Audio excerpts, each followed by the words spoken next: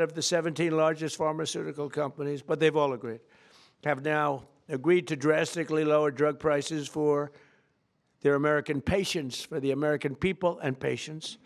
This represents the greatest victory for patient affordability in the history of American healthcare by far, and every single American will benefit. So this is the biggest thing ever to happen on drug pricing and on healthcare.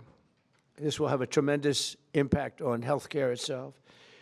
I thought I'd do this before we start on Johnson & Johnson as an example, who's not here today, who will be here next week. They're well represented here. It's the only way you can do it to make a country great. The United Kingdom's National Health Service agreed to pay the fair share for prescription drugs for the first time in 26 years, and we expect other countries in Europe will do the same. And if they don't, we're going to put tariffs on them, and we'll get the same amount of money, plus we'll take a nice return on the money. We signed historic agreements with Pfizer, Eli Lilly, AstraZeneca, Novo Nordisk, and EMD, Serrano, to reduce prices by 300, 400, 500, 600, and even 700%, and sometimes even more than that. And we have 4 other leaders coming in, Johnson & Johnson and 4 other very big companies, actually, very great companies. They've all agreed, and they'll be coming in next week, and we appreciate them too. But they've agreed to the same thing, lowest price anywhere in the world. And the insurance companies totally control the Democrats.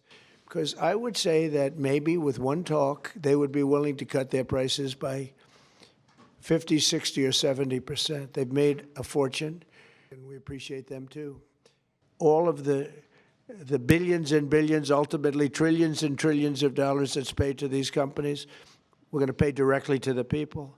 But there's another way of doing it, and that's getting the insurance companies to ease up and to cut their pricing way, way down and stay part of the system.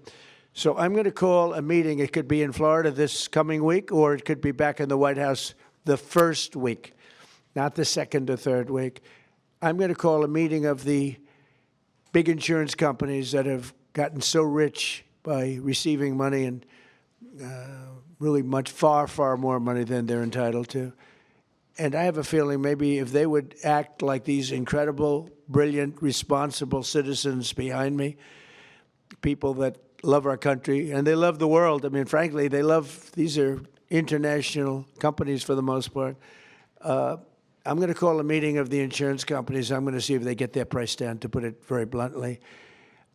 You want to start, and Bobby?